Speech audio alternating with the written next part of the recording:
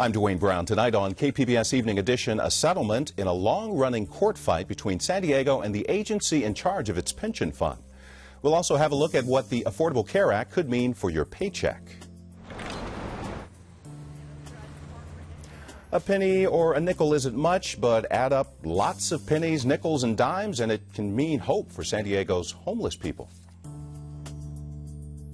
California launches a new initiative to help criminals get back on their feet after time served. San Diego Attorney General Bonnie DeManis explains the changes we can expect to see throughout the county. I'm Peggy Pico. Also ahead, would draining Lake Morena really help solve San Diego's water problems? Interim Mayor Todd Gloria is here to tell us about the proposal and other issues before the City Council.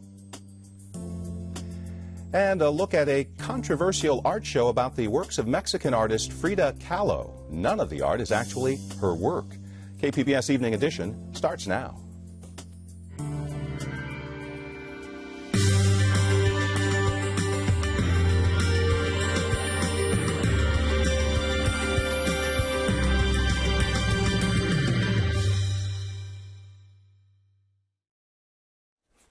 Hi, good evening. Thanks for joining us. There's a settlement tonight in a legal fight between the city of San Diego and the agency running its pension system.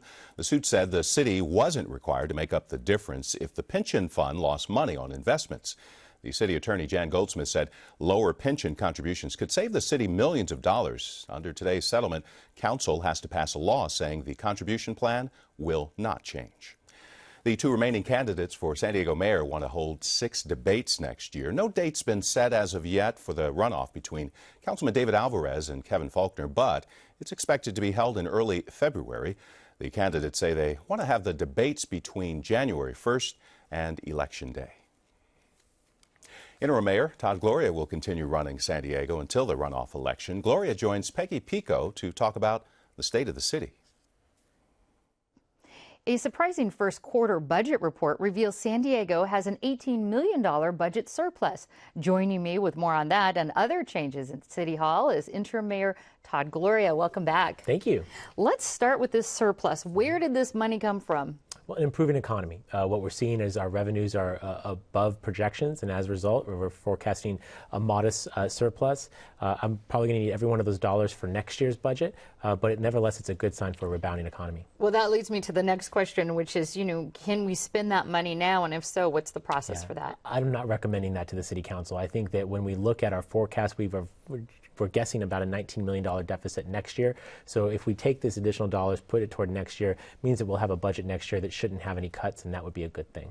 Would that include the year-round homeless shelter? I know there was some issue in trying to fund that for the whole year. Well, what I just laid out is a baseline budget, and as you know, Bob Filner didn't fully fund the shelter.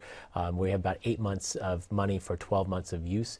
What I'm trying to do is still work with the providers to reduce the overall cost and see if we can make 8 months of funding work for 12 months long. Short of that, they will probably have to close sometime in March. But the surplus wouldn't be able to go to that. You're not recommending that it goes to this at this point? Not at this time. As long as we're forecasting a deficit in the next fiscal year, I don't think it's prudent to spend dollars now when we know we have a shortfall next year. Okay. Let's talk about the water. The City Council recently approved up to a 15% increase in water rates over the next 2 years for residents and businesses. But other cities have been able to keep their increases at a minimum for families because they've sort of added more to the commercial users to pay. That was an option, but you didn't support that option. Well, what the City Council has done is two things. One is that we held rates steady for the last 2 years. We have absorbed the additional cost of water within the city's budget because we were trying to work with families during a difficult economy. We can no longer continue to do this, and so we have to pass on those costs that are being charged to us, to ratepayers. The approach that we took actually is one where we've created a new lower tier of pricing for super savers. So if you are conserving water and using less than ever, you're going to pay less as a whole, and the costs will be spread out across the different tiers. This is a significant step towards incentivizing conservation, and I think it's the right approach for San Diego. There's another option. You proposed the idea of draining Lake Morena to build up reserves and cut water purchases cost. And that is attached to something that says basically if the county doesn't want to pay the city $1.7 million, that would be your option. County Supervisor Diane Jacobs, it's in her district, that lake. She's opposed to this. Why do you think the county should pay for that? Why should her district and the county pay for you know, the 1.7 or let you drain the lake. Right. Well, the city owns the lake and we own the water that's in it. And the amount of that water is factored into our water budget. So the increase that we just passed on is assuming that we have that local source of water. To not do that means has to go out into the community, buy more water at greater cost, and again, pass those additional costs on to the consumer.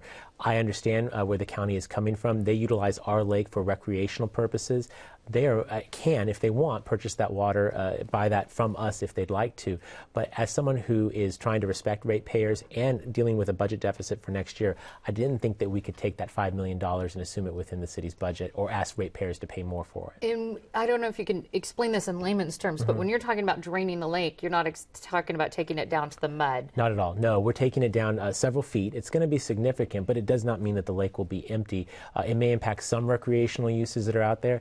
And again, it's one of those sort of hierarchy of needs. You know, I think people need their water, and it's necessary for life, and that has to come, unfortunately, in this situation, at the expense of recreation. But what San Diegans need to know is that not do this is going to cost them $5 million, and that's $5 million I think they want to keep in their pockets rather than to give to the city. Very briefly, Barrio Logan Community Plan looks like it's going to go to the voters Yes. soon. How important do you think that will be in the mayor's runoff election? Well, obviously, it's a contrast between the two candidates. In this particular case, I sided with Councilmember Alvarez, where I think he did a good job of forging a compromise. What we have, though, are really large corporations that are able to purchase an election, which is what's going to happen, and the voters are going to have to deal with it. I hope that they would reject it because the plan itself is a sound one. It untangles a mess of land uses in that community and provides certainty both for the shipbuilders who can operate on the west side and residents who will be on the east side. But of course, that rhetoric is not making it through in this campaign. Okay, and I want to get to this. You're one of 24 or so politicians around the country who have been awarded the Aspen Institute's Rodell Fellowship. Very prestigious. What do you hope to gain from that experience? Well, I'm going to be talking to elected leaders from across the community, across the nation. I want to bring back some of their good ideas and see if we can make them work here in San Diego. I don't think we have the monopoly on good ideas. I also think that we have some good ideas I can share with them. It'll be a nice exchange and an opportunity to make some new friends in other communities. Well, congratulations on that. Interim Mayor Todd, Gloria, thank you very much. Thanks, Peggy. It is the season of giving, and San Diego's Downtown Partnership wants to make change count, literally, by providing a variety of locations to donate money to help homeless people get off the street.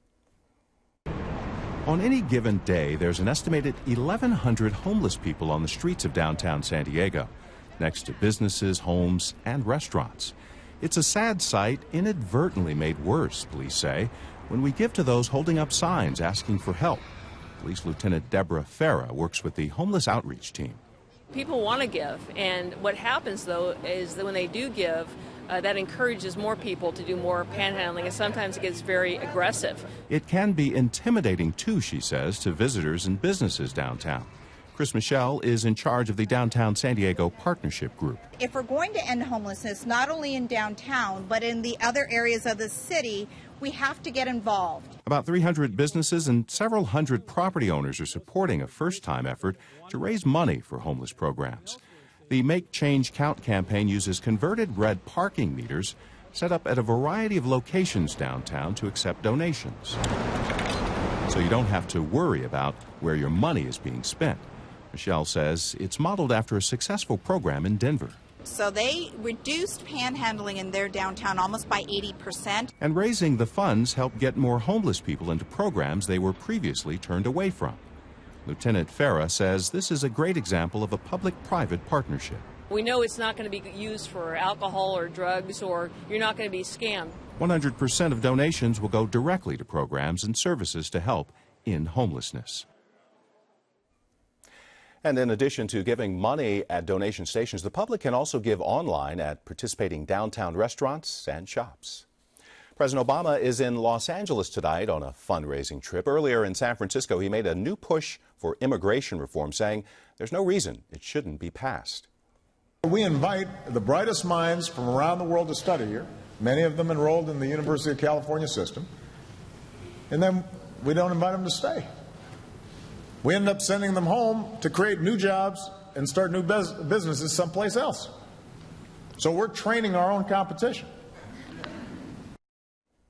Last summer, the Senate passed a comprehensive immigration reform bill. The president says he's willing to go along with a suggestion from House Republicans to break the bill up into separate pieces. A possible setback tonight for California's bullet train project. A Sacramento judge rejected a request today to sell $8 billion in bonds and ordered the High-Speed Rail Authority to rewrite its funding plan before continuing construction. A do-over could take months or years. Voters approved the project in 2008, but since then the price tag's gone up and a lawsuit says it's no longer what voters were promised.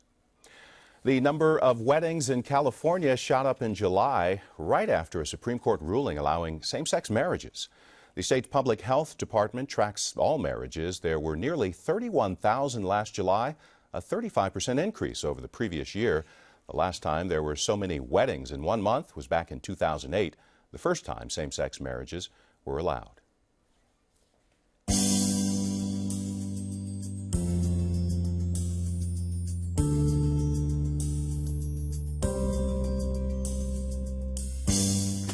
A new report ranks Chula Vista among the safest big cities in the country, coming in at number 10.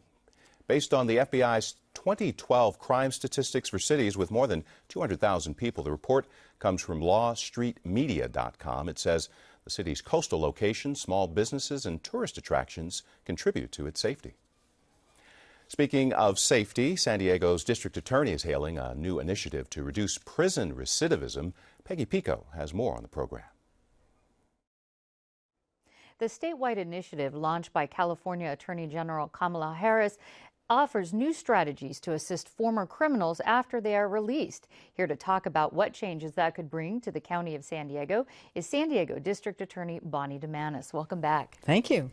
So California has one of the highest recidivism rates in the country. Give us an idea of how many people end up back in jail after being released, or prison, I should say. It's about 2/3 of those that get released within 3 years are returned to prison.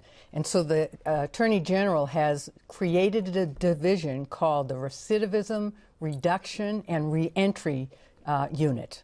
Say that 3 times fast. Let's talk about our plan, though. What is this division? What does it actually call for? It calls for, number one, best practices. That means finding out what really works through scientific approach.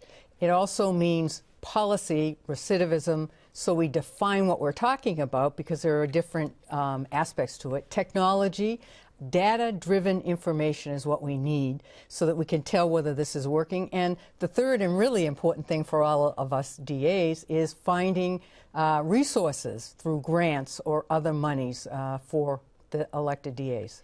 And so to get resources, that's a part that you get on your own. It's not coming from this state plan. The state isn't paying you, in other words. No, well, the state provides money for the prisoner realignment, but it's not enough money. So what she is doing is, because DAs are leaders in their community and haven't been included, this is to look for special funding for DA's offices who are leading in this area. I see. And coming back to the actual plan, I know you were talking about the technology. There is a component of it called Smart Justice that tracks offenders. Tell us what that is.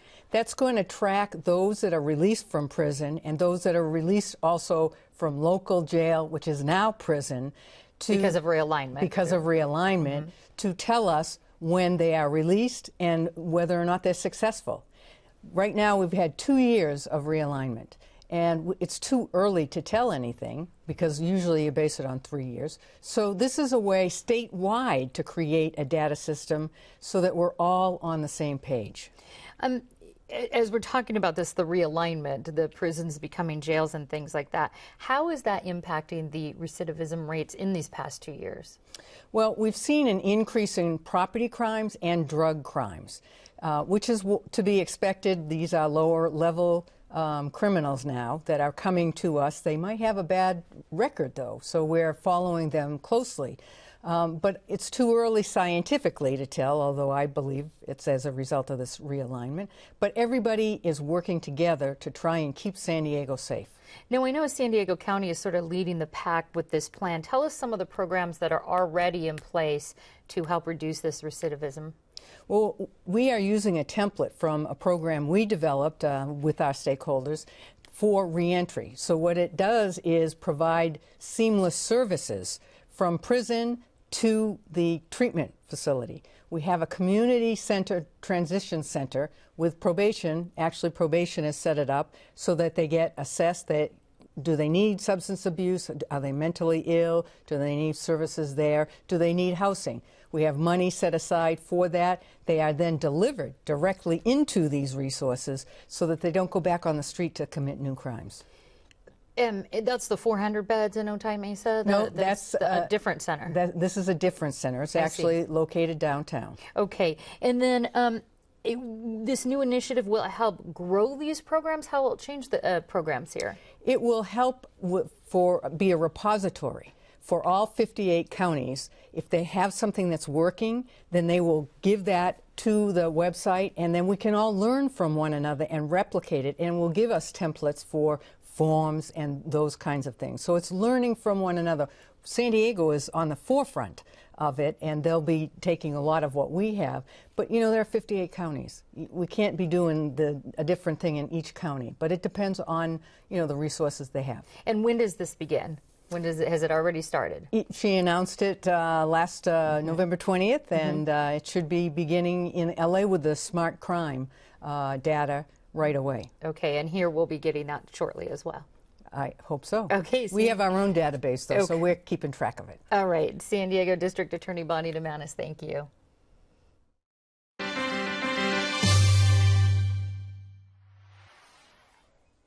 A government study sheds new light on why the whooping cough vaccine might not be working as well as expected.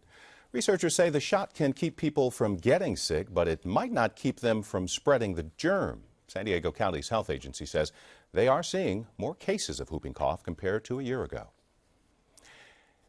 A UCLA report shows a majority of children in California eat fast food at least once a week and are skipping the recommended amount of fruits and vegetables.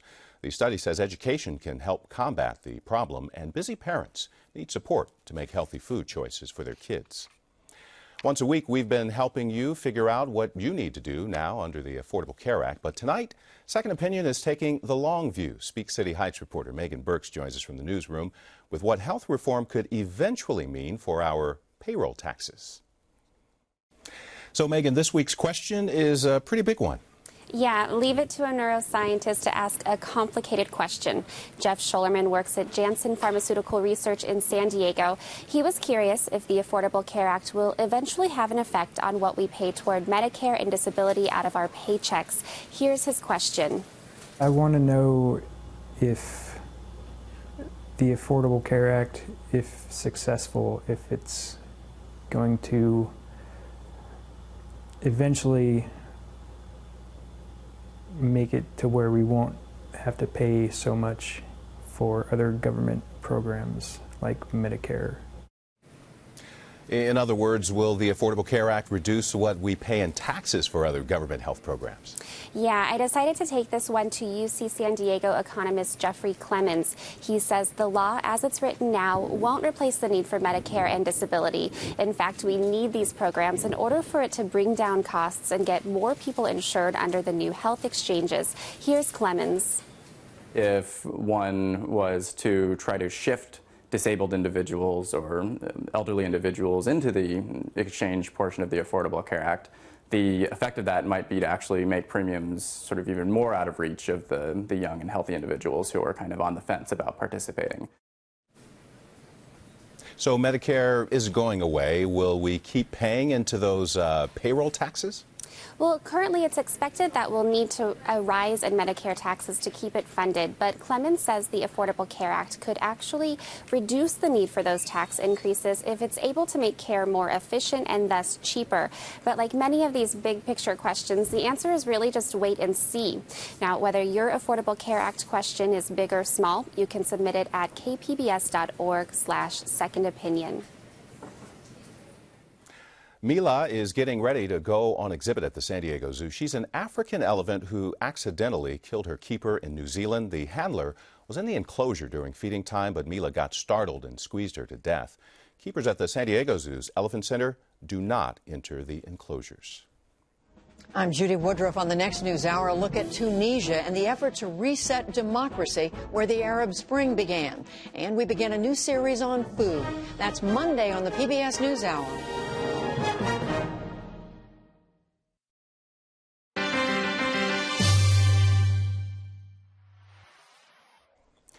Mexican artist Frida Kahlo's paintings detail her dramatic life and marriage to artist Diego Rivera. Any exhibit about Kahlo is likely to draw audiences, but the one at NTC's Liberty Station in Point Loma is also drawing controversy. KPBS culture reporter Angela Carone says none of the 123 paintings in the show were done by Kahlo.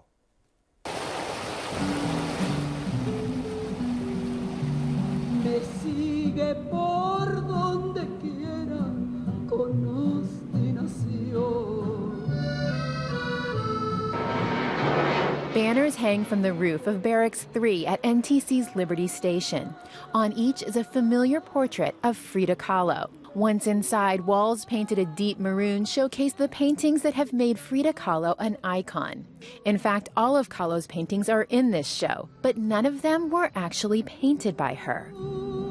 They are replicas, painted by 4 Chinese artists, all hired by this woman, Dr. Mariela Raymond. She and her partner Hans-Jürgen Gerke organized this exhibit.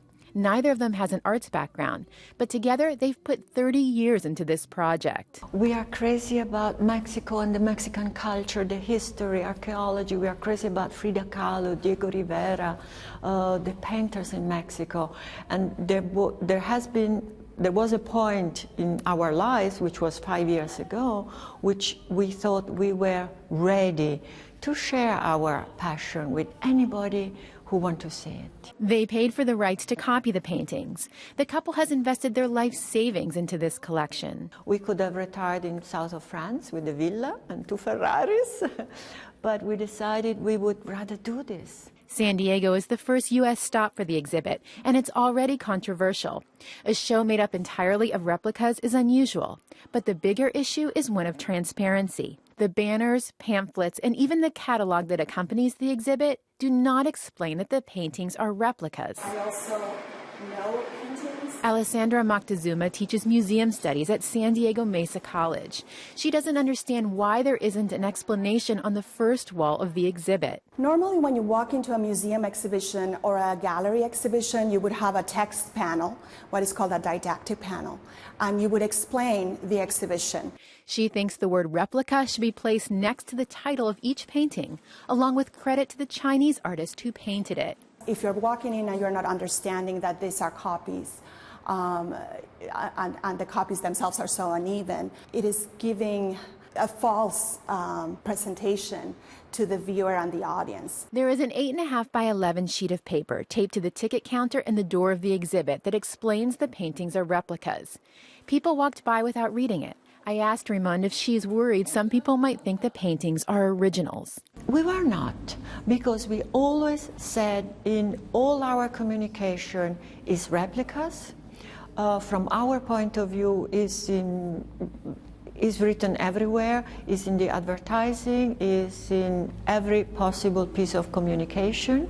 But it's not on the banners outside the building or on the pamphlets. After examining the 48-page catalog audiences used to walk through the exhibit, we found only one painting described as a replica. Some people I spoke with did think the artwork was painted by Frida Kahlo.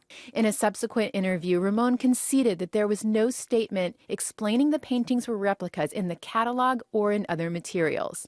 She said, quote, "You are right, and we are going to correct it in the next edition.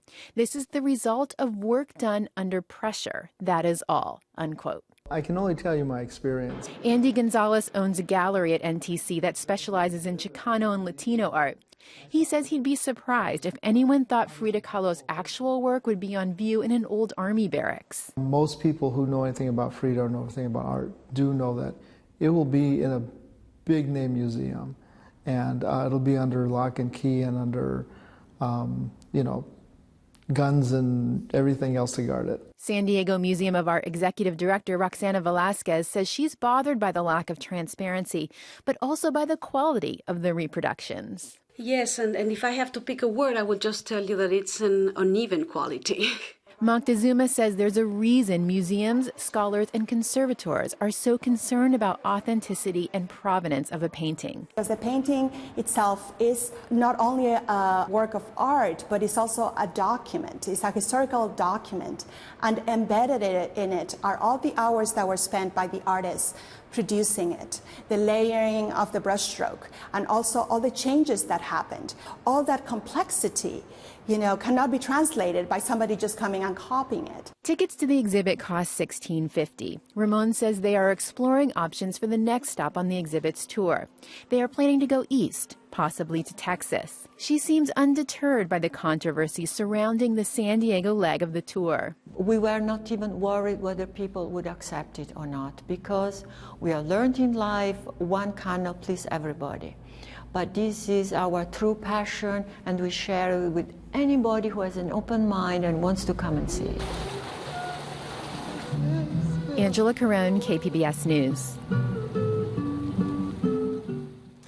Enjoy the sunshine while you can. Rain is in the forecast for the holiday. Coastal temperatures mostly in the 70s tomorrow and Wednesday, getting cooler by Thanksgiving when rain is expected in the late afternoon or late evening. Inland valleys also in the 70s with a mix of sun and clouds, rain by late Thursday.